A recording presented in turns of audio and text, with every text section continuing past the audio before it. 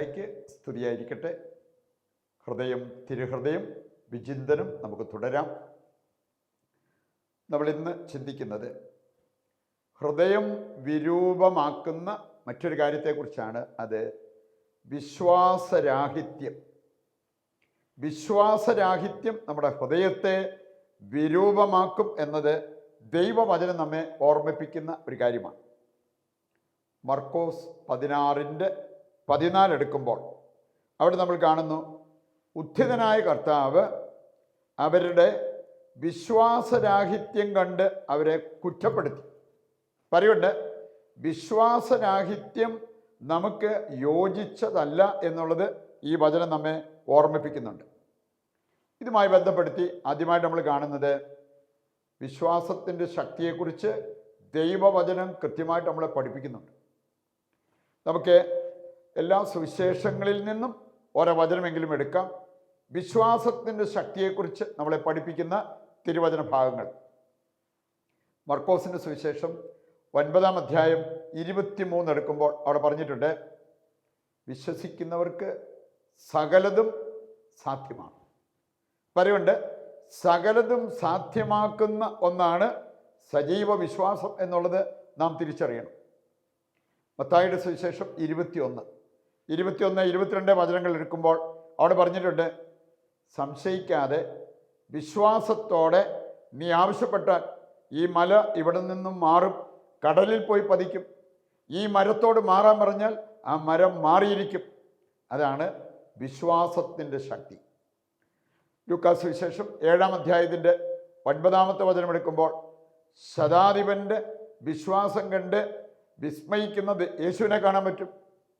ഇസ്രായേൽക്കാരുടെ ഇടയിൽ പോലും കാണാത്ത ഒരു വിശ്വാസമാണ് ഇവിടെ ഞാൻ കണ്ടത് എന്ന് പറഞ്ഞിട്ട് കർത്താവ് പറഞ്ഞു, നീ ആഗ്രഹിച്ചത് നിനക്ക് സംഭവിക്കട്ടെ. കാരണം എന്തായിരുന്നു? അവൻ്റെ ജീവനുള്ള വിശ്വാസം. യോഹന്നാന്റെ സുവിശേഷം 11-ാം അധ്യായം 40-ാമത്തെ വചനം എടുക്കുമ്പോൾ അവിടെ നമ്മൾ കാണുന്നുണ്ട്, യോഹന്നാൻ 11:40. മർത്തയോട് കർത്താവ് പറഞ്ഞൊരു കാര്യമാണ്, വിശ്വസിച്ചാൽ നീ ദൈവമഹത്വം ദർശിക്കും എന്നത് ഓർത്തിരിക്കുക. വിശ്വസിച്ചാൽ നിനക്ക് ദൈവമഹത്വം ദർശിക്കാൻ പറ്റും. അതാണ് ഈ വചനം പറയുക. ഏതാനും വചനങ്ങൾ കൂടി നമ്മൾ എടുക്കുമ്പോൾ നമുക്ക് കാണാൻ സാധിക്കും, വിശ്വാസത്തിൻ്റെ ശക്തി വളരെ വലുതാണ്. യാക്കോസ്ലിയ 5-ാം അധ്യായം 15-ാമത്തെ വചനം എടുക്കുമ്പോൾ അവിടെ പറഞ്ഞിട്ടുണ്ട്, വിശ്വാസത്തോടെയുള്ള പ്രാർത്ഥന രോഗിയെ സുഖപ്പെടുത്തും, കർത്താവ് അവനെ എഴുന്നേൽപ്പിക്കും. പറയുന്നുണ്ട്, വിശ്വാസത്തോടെയുള്ള പ്രാർത്ഥനയ്ക്ക് അത്ഭുതം പ്രവർത്തിക്കാൻ പറ്റും. ഗലാത്യർ 5-ാം അധ്യായം 6-ാമത്തെ വചനം നമ്മോട് പറയുന്നത്, പ്രവർത്തനനിരതമായ സ്നേഹത്തിലുള്ള പ്രവർത്തനനിരതമായ വിശ്വാസം, അതാണ് സുപ്രധാനമായ കാര്യം. ഇതെല്ലാം വിശ്വാസത്തിൻ്റെ പ്രാധാന്യത്തെക്കുറിച്ചും ശക്തിയെക്കുറിച്ചും വെളിപ്പെടുത്തുന്ന കാര്യങ്ങളാണ്. അവസാനമായിട്ട് നമ്മൾ ചിന്തിക്കുന്നത്, ഈ വിശ്വാസത്തിനെതിരായ ചില പാപങ്ങളുണ്ട്. അവ നമ്മുടെ ജീവിതത്തിൽ സ്ഥാനം പിടിച്ചിട്ടുണ്ടെങ്കിൽ അതിൽ നിന്ന് നമ്മുടെ ജീവിതത്തെ മോചിപ്പിക്കണം. ഹൃദയത്തെ നമ്മൾ മോചിപ്പിക്കണം. ഹൃദയത്തിൻ്റെ ആരോഗ്യം നമ്മൾ വീണ്ടെടുക്കണം. ഒന്നാമത്തെ കാര്യം, മർക്കോസ് 16:14, ലൂക്ക 9:41 വായിച്ചാൽ നമുക്ക് കാണാൻ സാധിക്കും, വിശ്വാസരാഹിത്യം. അതുമായി ബന്ധപ്പെടുത്തിയുള്ള കാര്യങ്ങളാണ് നമ്മൾ കാണുക. രണ്ടാമത്തേത്, അന്ധവിശ്വാസം, പഴഞ്ചൊല്ല്, ഇങ്ങനെയുള്ള കാര്യങ്ങൾക്ക് അമിത പ്രാധാന്യം നൽകുന്ന വ്യക്തികളെ കാണാൻ സാധിക്കും. നിയമാവർത്തന പുസ്തകം 18:9 മുതൽ വായിക്കുമ്പോൾ കുറേ അന്ധവിശ്വാസങ്ങളെക്കുറിച്ച് അവിടെ പറഞ്ഞിരിക്കുന്നത് കാണാൻ പറ്റും. എസെക്കിയേൽ 16:44 എടുക്കുമ്പോൾ പഴഞ്ചൊല്ല്, ദൈവവചനത്തെക്കാളും ദൈവം പറഞ്ഞിരിക്കുന്ന കാര്യങ്ങളെക്കാൾ ഇങ്ങനെയുള്ള കാര്യങ്ങൾക്ക് സ്ഥാനം കൽപ്പിച്ച് ജീവിക്കുന്ന വ്യക്തികളെ നമ്മൾ കണ്ടെന്ന് വരും. ദൈവമക്കളാണെന്ന് അവർ അഭിമാനിക്കുകയും ചെയ്യും. ഇത് വിശ്വാസത്തിന് നിരക്കാത്തൊരു കാര്യമാണെന്ന് വചനം നമ്മെ ഓർമ്മിപ്പിക്കുക. മത്തായി 17:20, യോഹന്നാൻ 2:23 മുതലുള്ള വചനം വായിക്കുമ്പോൾ അവിടെ പറഞ്ഞിരിക്കുന്നൊരു കാര്യം അല്പവിശ്വാസത്തെക്കുറിച്ച്. നമുക്ക് അല്പവിശ്വാസമല്ല വേണ്ടത്, സജീവ വിശ്വാസം. യാക്കോബ് 1:6 വായിക്കുമ്പോൾ അവിടെ പറഞ്ഞിരിക്കുന്നത് സംശയം കലർന്ന വിശ്വാസം. സംശയിക്കുന്നവർക്ക് കർത്താവിൽ നിന്നും ഒന്നും പ്രതീക്ഷിക്കാൻ വകയില്ല എന്നുള്ളത് ഈ വചനഭാഗം നമ്മെ ഓർമ്മിപ്പിക്കുന്നുണ്ട്. യാക്കോബ് 2:17 1 യോഹന്നാൻ 3:18 വായിച്ചാൽ അവിടെ പറഞ്ഞിരിക്കുന്നത് പ്രവൃത്തിയില്ലാത്ത വിശ്വാസം.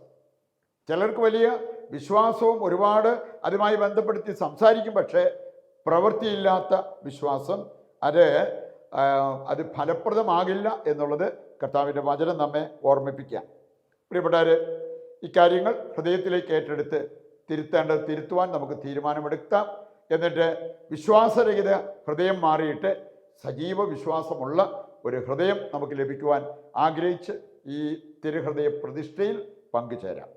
നമ്മളിന്ന് കോമൺ നിയോഗമായിട്ട് വെക്കുന്നത് അന്ധവിശ്വാസം കൊണ്ട് നടക്കുന്ന വ്യക്തികളുടെ ഒരു തിരിച്ചുവരവ് അഥവാ മാനസാന്തരം. ഏറ്റവും പരിശുദ്ധമായ ഈശോയുടെ തിരുഹൃദയമേ, എല്ലാ അനുഗ്രഹങ്ങളുടെയും ഉറവിടമായ അങ്ങയെ ഞങ്ങൾ ആരാധിക്കുകയും അങ്ങയുടെ തിരുഹൃദയത്തിൽ ഞങ്ങളെ പ്രതിഷ്ഠിക്കുകയും ചെയ്യുന്നു. ഞങ്ങളുടെ പാപങ്ങൾ മൂലം കുത്തി തുറക്കപ്പെട്ട ഈശോയുടെ തിരുഹൃദയമേ, ഞങ്ങൾ ചെയ്തു പോയ എല്ലാ പാപങ്ങളെയും ഓർത്ത് ഞങ്ങൾ പശ്ചാത്തപിച്ച് ഞങ്ങളുടെ എളിയ ഹൃദയത്തെ അങ്ങേക്ക് കാഴ്ചവെക്കുന്നു. നല്ല ഈശോയെ, അങ്ങേക്ക് വേണ്ടി ജീവിക്കാനും അങ്ങേപ്പോലെ എളിമയും ക്ഷമയും അനുസരണവും ഉള്ളവരാകാനും ഞങ്ങളെ അനുഗ്രഹിക്കണമേ. തിരുഹൃദയ ഭക്തർക്ക് അങ്ങ് വാഗ്ദാനം ചെയ്തിട്ടുള്ള എല്ലാ അനുഗ്രഹങ്ങളും ഞങ്ങളുടെ മേൽ ചൊരിയണമേ. ഈശോയുടെ മധുരമുള്ള തിരുഹൃദയമേ, ഞങ്ങളുടെ ഹൃദയം അങ്ങയുടെ ഹൃദയം പോലെ ആക്കണമേ. ആമേൻ. താഴ്ന്ന സ്ഥലത്തിൽ കർത്താവിനെ സ്തുതിച്ചുകൊണ്ട് ദിവ്യകാരുണ്യത്തിൻ്റെ ആശീർവാദത്തിനായിട്ട് നമുക്കൊരുങ്ങാം. യേശുവേ നന്ദി, ഹല്ലേലൂയ, ഹല്ലേലൂയ. കർത്താവെ ഏറ്റെടുക്കണമേ. ഞങ്ങളുടെ എല്ലാ ആവശ്യങ്ങളെയും അവിടുന്ന് ഏറ്റെടുത്ത് ഞങ്ങളെ അനുഗ്രഹിക്കുവാൻ തിരുവുള്ളമാകണമേ. അങ്ങയുടെ തിരുഹൃദയത്തിൽ ഞങ്ങൾക്ക് അഭയം തരണമേ. യേശുവേ നന്ദി, യേശുവേ സ്തുതി.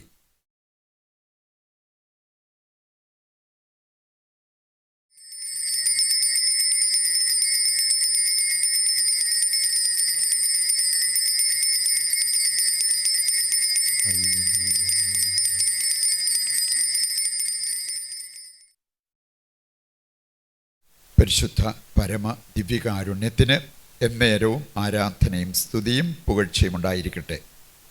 ഈശോ മിശിഹായ്ക്ക് സ്തുതിയായിരിക്കട്ടെ. ദൈവം നിങ്ങളെ സമർത്ഥമായി അനുഗ്രഹിക്കട്ടെ.